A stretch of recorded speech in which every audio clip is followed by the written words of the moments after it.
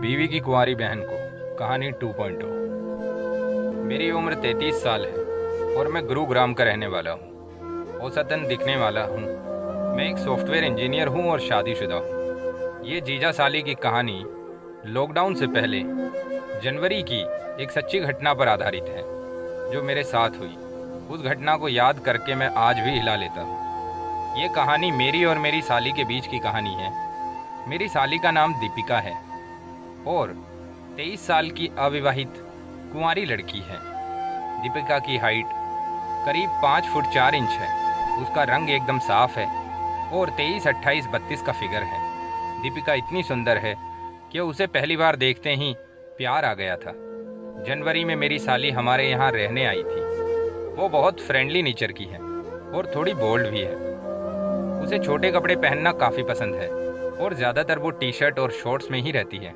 मैंने चुपके से उसको नहाते हुए भी देखा है। सच में क्या होट माल है। उसकी गोरी टांगें और जांघें। अब जीजा और साली में तो मजाक होता ही रहता है, इसलिए मैं कई बार उससे लिपट कर सो जाता था और वो बुरा भी नहीं मानती थी। एक दिन मैंने उससे कहा, इतनी बिंदास रहती हो, कोई पीछे पड़ गया तो लेने के देने पड़ जाएंगे। वो बोली, कौन पड़ जाएगा पीछे?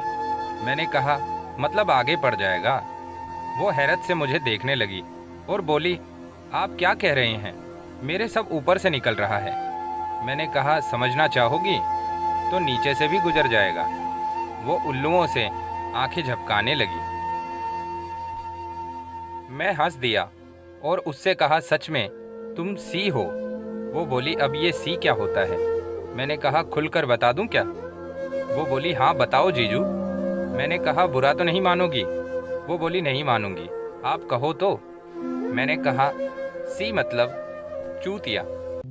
वो एकदम से भड़क गई और मेरे ऊपर मुट्ठी तानते हुए बोली, मतलब आपने मुझे चूतिया कहा? मैंने हंसकर कहा, हाँ तुम हो चूतिया। वो बोली, वो कैसे? मैंने कहा, कुछ समझती ही नहीं हो। उसने कहा, जीजू आप मुझे ठीक से समझाओगे ना, तब मैं समझ जाऊंगी। तभी मेरी बीवी आ गई और मैंने बात घुमा दी। इधर एक बात मैंने नोट की कि दीपिका ने भी एकदम बात घुमा दी। मेरी बीवी ने पूछा, क्या समझाने की बात हो रही है जीजा साली में? उसने कहा, एक गणित का सवाल था दीदी, जीजू को आ नहीं रहा था तो मैं कह रही थी कि समझाओ। मैं दीपिका की इस होशियारी से दंग रह गया था। वो मेरी तरफ देखकर मुस्कुरा रही थी। बीवी वापस किचन में चली गई तो मैं उसकी तरफ प्रशंसा से देखने लगा। वो धीमे से बोली, अब बताओ कि सी कौन है? मैं हंस दिया और मैंने कान पकड़कर उससे हार मानने का इशारा कर दिया। वो बोली, अरे जीजू मैं सब समझती हूँ, बस आप ही नहीं समझाते हो।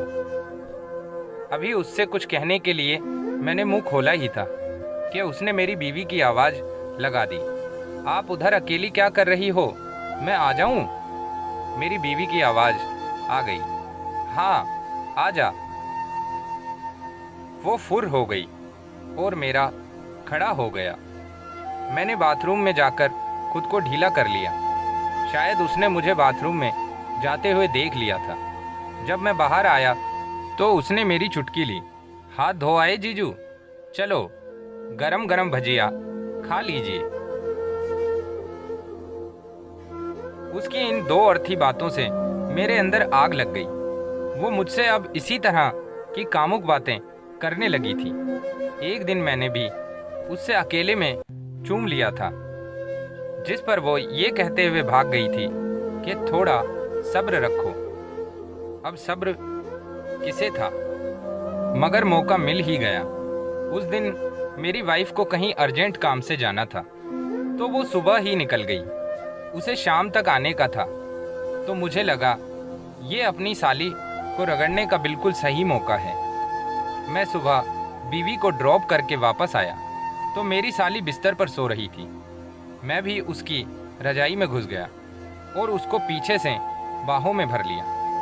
इससे मैं डर गया कि उसने मेरी ये हरकत का बुरा तो नहीं मान लिया, पर जब वो कुछ बोली नहीं और नींद का ड्रामा करके सोती रही तो मुझे लगा कि ये ग्रीन सिग्नल है। मैंने दोबारा से उसे जकड़ लिया, पर डर के मारे ज़्यादा कुछ नहीं किया। थोड़ी देर बाद मैं वहाँ से अपने कमरे में आ गया और रजाई में होकर उसके नाम से हिलाने लगा। साथ में पॉर्न भी देख रहा था।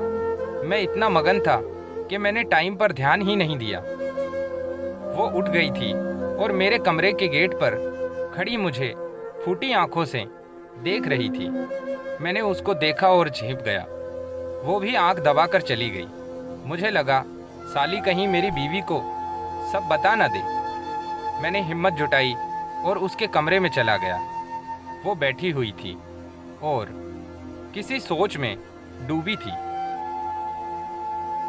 मैंने गेट पर नॉक किया तो वो बोली, अरे जीजू, आप अंदर आ जाइए ना। मैं,